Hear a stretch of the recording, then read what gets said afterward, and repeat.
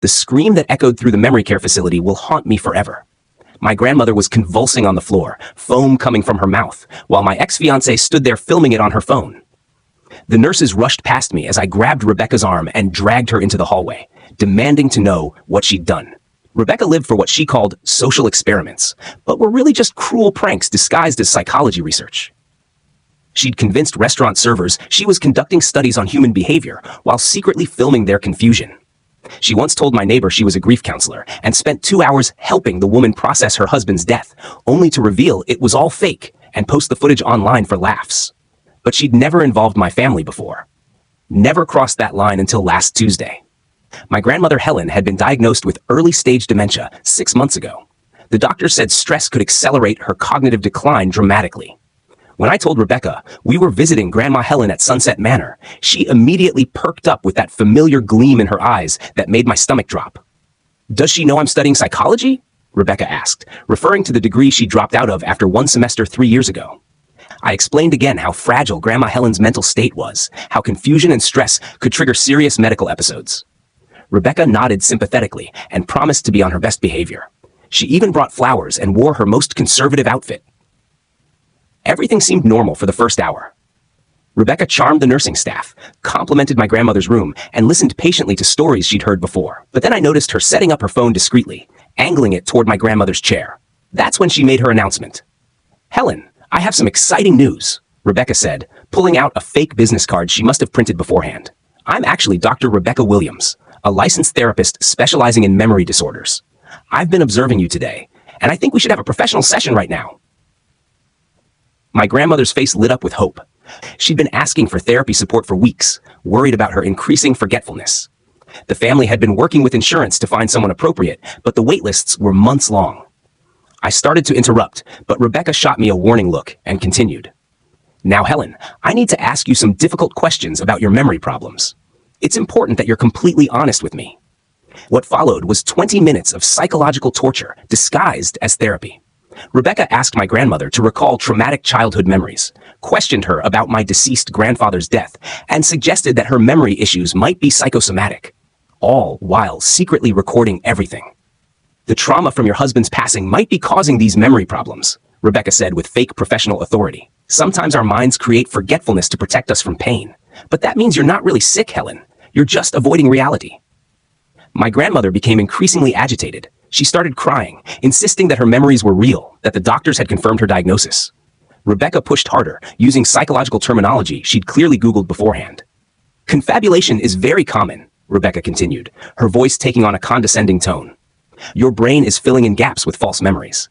The Helen you think you remember being doesn't really exist anymore." I watched my grandmother's hands start shaking. Her breathing became rapid and shallow. I tried to step in, but Rebecca blocked me with her body while maintaining eye contact with my grandmother. "The sooner you accept that your memories aren't reliable, the sooner we can work on rebuilding your sense of self," Rebecca said. "But first, you need to let go of these false narratives about being sick." That's when my grandmother tried to stand up, stumbled, and collapsed. The seizure started immediately. The next 4 hours were a blur of ambulances, emergency rooms, and frantic phone calls. My grandmother had suffered a stress-induced stroke. The neurologist explained that severe emotional trauma could trigger strokes in patients with existing cognitive vulnerabilities. Rebecca tried to comfort me in the hospital waiting room, insisting she'd been trying to help. When I confronted her about the fake therapy session, she laughed and admitted it had been a social experiment to see how someone with dementia would respond to authoritative medical advice. "I was proving that these facilities overprescribe therapy," she said, pulling out her phone to show me the footage. "Look how easily she believed I was a real doctor. This is going to get millions of views when I post it." I stared at her in disbelief. My grandmother was fighting for her life in the ICU, and Rebecca was excited about social media content. The attending physician overheard our conversation and immediately called security. Impersonating a medical professional was illegal, and causing psychological distress to a vulnerable patient could result in criminal charges. I drove Rebecca home in silence, already planning how to end our relationship. But halfway there, she started hyperventilating, claiming she couldn't breathe. Her lips looked blue, and she clutched her chest dramatically. At the ER, doctors discovered Rebecca was having an anxiety attack triggered by guilt and fear of legal consequences. They sedated her and kept her for observation. I spent the night running between hospitals, my grandmother in the ICU at University Medical Center, my soon-to-be ex-fiancé having a breakdown at General Hospital. At 2 a.m., I found my mother in the ICU family room. The neurologist had explained that Grandma Helen's stroke was severe. She'd lost the ability to speak and had significant memory damage beyond her original dementia. The stress from Rebecca's fake therapy session had accelerated her cognitive decline by months, possibly years. Then Mom showed me something that made my blood run cold. Screenshots of text messages between Rebecca and her college friend Madison from the day before our visit. Rebecca had been planning this experiment for a week. She'd researched dementia patients' psychological vulnerabilities, practiced fake therapy techniques, and even ordered business cards online. Madison had begged her not to do it, warning that elderly patients could have serious medical reactions to psychological stress. Rebecca's response was a laughing emoji, and old people are so gullible. This is going to prove how fake these memory care places are. Plus, the reactions will be hilarious.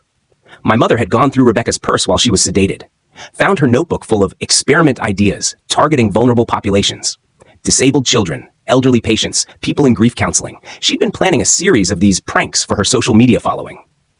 I went back to Rebecca's hospital room and watched her sleep, still wearing the fake medical credentials around her neck. I left a note saying our engagement was over and never wanted to see her again. Then I walked out, thinking I was done with the nightmare.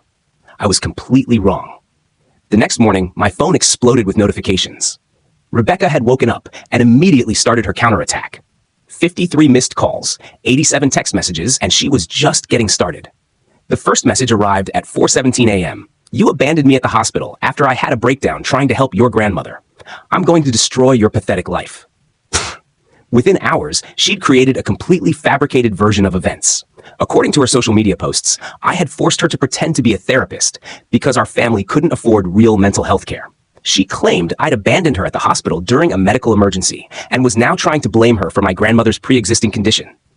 The manipulation was immediate and effective. Our mutual friends started texting me within hours, asking why I'd put Rebecca in such an impossible position. Her version painted me as the villain who'd endangered his own grandmother to save money on therapy. Madison called me that afternoon, panicked and guilt-ridden. She tried to warn Rebecca not to go through with the prank, but now she felt responsible for not stopping it entirely. She sent me audio recordings of phone calls where Rebecca had detailed her plan, laughing about how easy it would be to fool some senile old lady. In the recordings, Rebecca described exactly what psychological pressure points she'd target to get the strongest emotional reaction. She'd researched my grandmother's personal history, learned about my grandfather's death, and planned specific questions designed to cause maximum distress. My mother tried calling Rebecca's parents to explain what had really happened. They immediately threatened to sue us for emotional distress and defamation. They refused to look at any evidence, insisting their daughter was a victim of our family's negligence and cruelty. The next day, Rebecca's mother, Patricia, showed up at the memory care facility, demanding to file complaints against the staff for allowing her daughter to be traumatized. She insisted Rebecca had been trying to help, and we'd turned her into a scapegoat for our grandmother's medical problems. The facility administrator had to call security to remove Patricia, but not before she disrupted other families visiting their vulnerable relatives. Her scene caused exactly the kind of chaos and stress that memory care facilities work hard to avoid. Madison found more evidence in Rebecca's social media history. Posts from months earlier showed Rebecca mocking elderly people she'd encountered, referring to dementia patients as zombies and wastes of resources. She'd been building toward this prank for a long time, viewing vulnerable seniors as entertainment. My roommate Derek called me at work the next day. Rebecca had convinced him I was dangerous, claiming I'd abandoned her during a medical emergency and blamed her for my grandmother's stroke. He'd changed the apartment locks and wouldn't let me retrieve my belongings. I had to sleep on my cousin's couch while Derek forwarded Rebecca's increasingly unhinged voicemails. She alternated between threats and fake apologies, promising to make things right if I just talked to her. The manipulation tactics were textbook, but Derek was buying every word. My boss, Jennifer, pulled me aside after Rebecca called the office claiming I'd stolen her research and was trying to destroy her psychology career. The twisted version of events portrayed me as someone who'd exploit his own grandmother for academic fraud. I had to explain the entire situation and provide evidence to keep my job. The hospital social worker contacted Adult Protective Services about the fake therapy incident. While Rebecca faced potential charges for elder abuse and impersonating a medical professional, the investigation process was invasive and humiliating for our entire family. I couldn't take the lies anymore. I drove to Rebecca's apartment and watched from across the street. 3 hours later, she emerged looking perfectly healthy, carrying camera equipment, and heading to what looked like another social experiment location. I followed her to a local coffee shop where she was setting up to film elderly customers without their knowledge. She'd printed new fake business cards identifying herself as a social researcher, conducting interviews about aging in America. I called the police immediately. When they arrived, Rebecca was in the middle of interrogating a confused 80-year-old man about his finances while secretly recording him. The officers recognized the pattern of elder exploitation immediately. That evening, Madison sent me more disturbing evidence. Text messages showing Rebecca had targeted my grandmother specifically because dementia patients made perfect victims who couldn't effectively defend themselves or accurately report what happened to them. Rebecca had researched memory care facilities, learned about patient vulnerabilities, and chosen my grandmother as a test subject for her cruelest experiment yet. The premeditation was chilling and undeniable. My father flew back from his business trip in Denver and immediately went into crisis management mode. He hired a lawyer, organized all our evidence, and started building a case for elder abuse charges. His methodical approach gave our family hope for justice. Rebecca appeared at my workplace the next morning with printed evidence of our fake relationship problems, claiming I'd always been jealous of her intelligence and was now trying to destroy her career. Security escorted her out, but several coworkers had heard her accusations.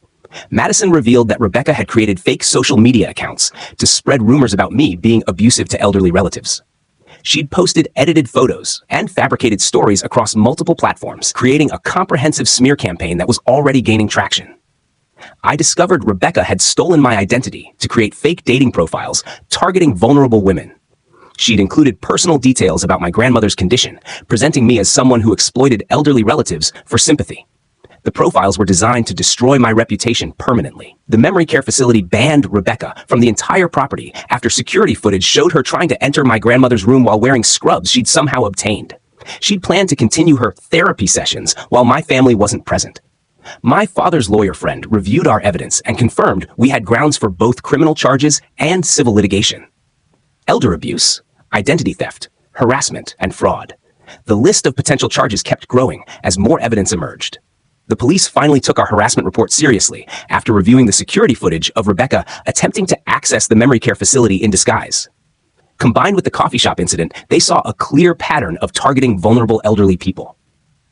My Aunt Sarah, who worked in social media marketing, helped document Rebecca's online campaign against our family. She discovered fake accounts, manipulated photos, and fabricated stories spread across dozens of platforms.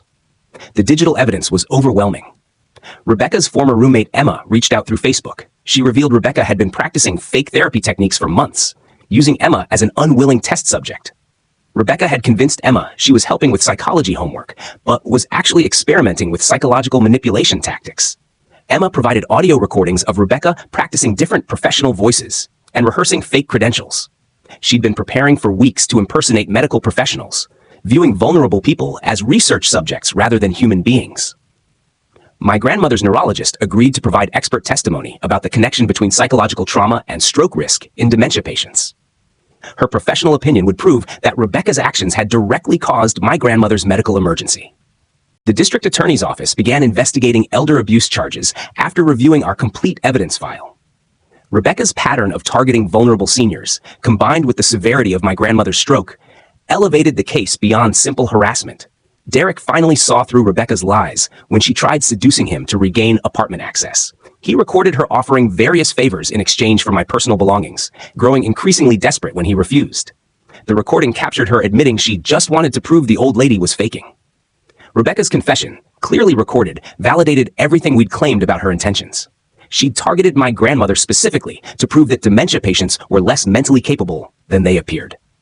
The cruel logic behind her actions was finally exposed. Her part-time job at a local clinic terminated her after patients complained about her asking inappropriate personal questions and taking unauthorized photos. Professional consequences joined personal ones as her behavior pattern became impossible to ignore. Madison provided the most damaging evidence yet, recordings of Rebecca laughing about how she'd broken an old woman's brain and couldn't wait to post the footage online.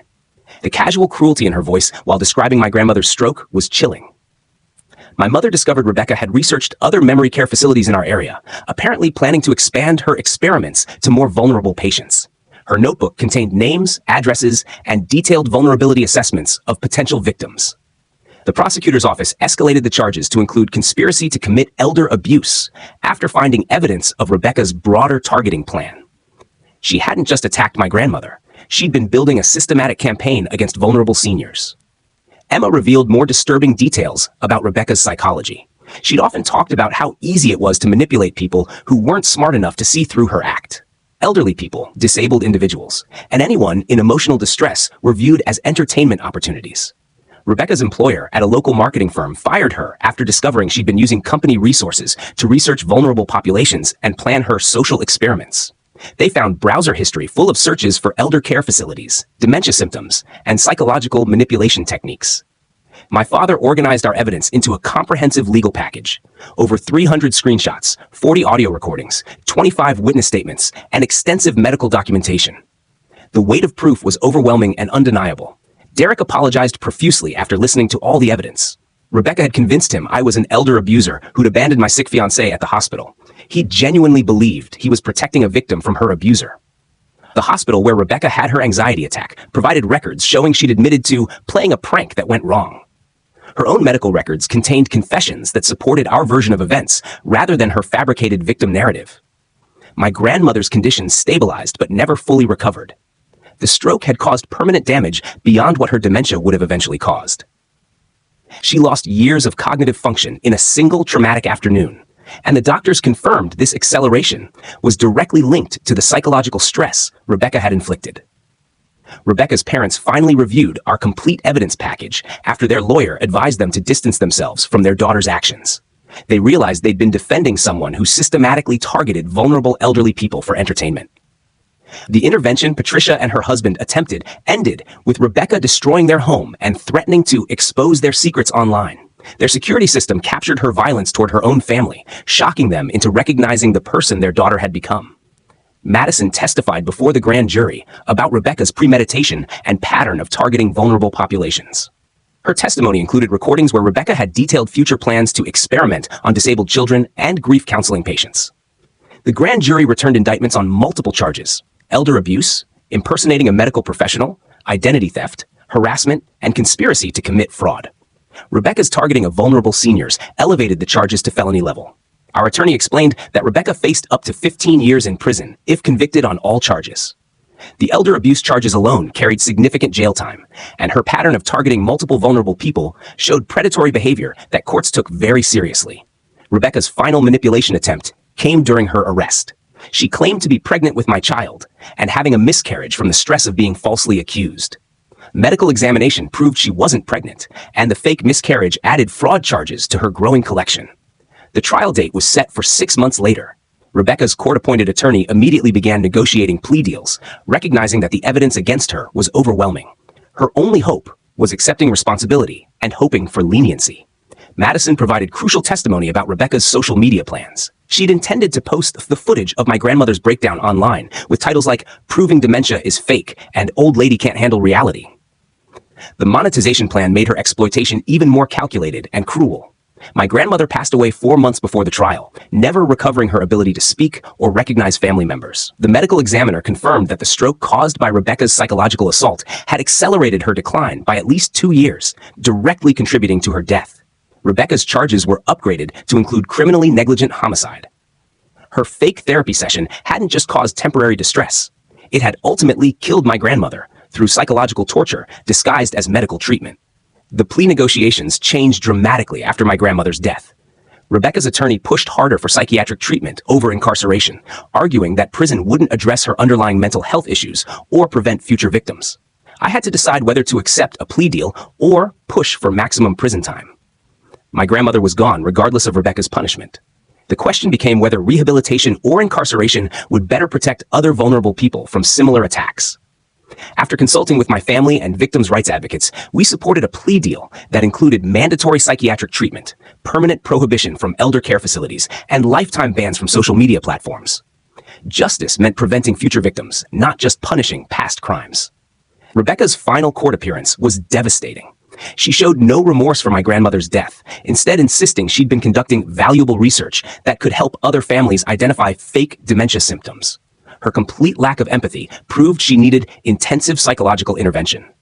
The judge imposed the maximum sentence available under the plea agreement, 10 years in a secure psychiatric facility, followed by lifetime probation with strict monitoring. Rebecca would never again be allowed unsupervised contact with vulnerable populations. Victim impact statements filled an entire day. Emma described months of psychological manipulation. Madison detailed being pressured to participate in targeting vulnerable people. My family explained watching my grandmother die from psychological torture disguised as therapy. As officers led Rebecca away, she turned back one final time. Her expression showed no remorse, only rage at being caught and punished.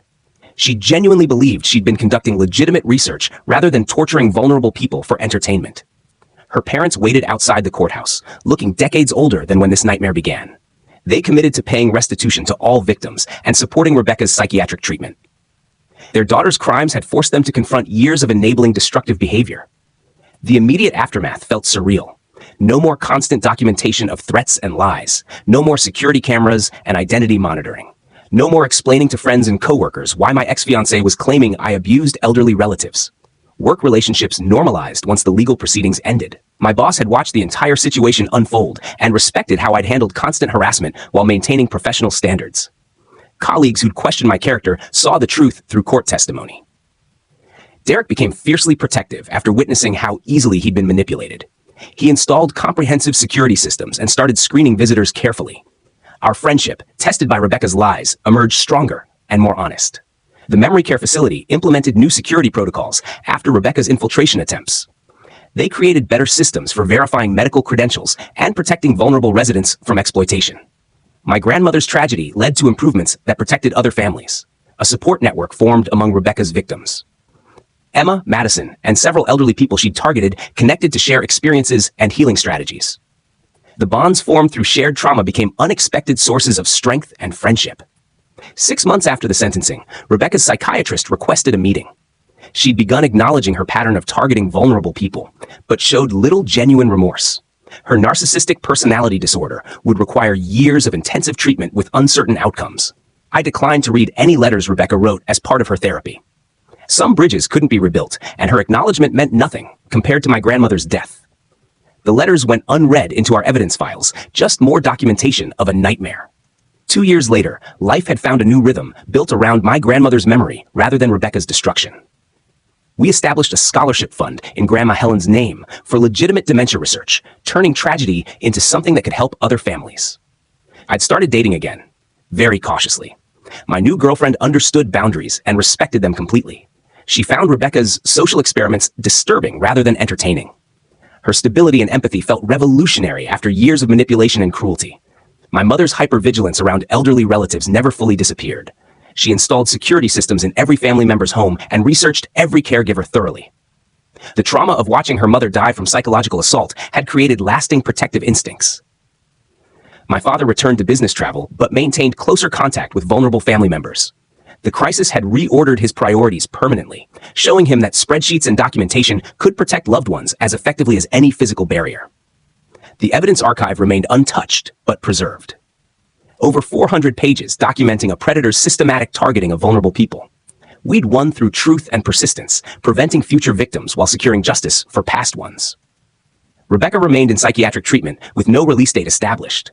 Her parents sent occasional updates through attorneys, but progress was minimal. Her personality disorder made genuine empathy nearly impossible to develop, and her risk to vulnerable populations remained high. Sometimes I wondered what created someone who viewed vulnerable people as entertainment and exploitation as research. Mental illness explained some behaviors, but didn't excuse targeting defenseless seniors for social media content. She'd chosen cruelty repeatedly when kindness remained available. Our story inspired changes in elder care regulations and social media policies. Several states strengthened laws against impersonating medical professionals, and platforms improved systems for detecting exploitation content. My grandmother's death contributed to protecting other vulnerable people. The deepest lesson was recognizing warning signs I'd previously ignored. Those social experiments targeting vulnerable people were abuse disguised as research. Love shouldn't require accepting cruelty toward defenseless individuals. Boundaries weren't suggestions, but moral requirements. On my grandmother's birthday, we visited her grave with flowers and stories. She never got to see Rebecca face justice, but her death had prevented future victims and strengthened protections for vulnerable seniors. Her memory lived on through positive change rather than revenge. Recovery meant learning to trust again while maintaining appropriate caution. We'd found balance between protection and paranoia, healing and vigilance. The scars remained, but no longer defined our daily lives. We'd learned that families united by love could survive any assault on their peace. Looking back, that scream in the memory care facility had been the sound of evil finally revealing itself. It took months of investigation, legal proceedings, and psychiatric evaluation to achieve justice. But truth had prevailed through persistent documentation and presentation. We'd protected other vulnerable people and ensured Rebecca could never again exploit defenseless seniors for entertainment. That was victory enough, even though it came at the cost of my grandmother's life. Justice served her memory better than revenge ever could.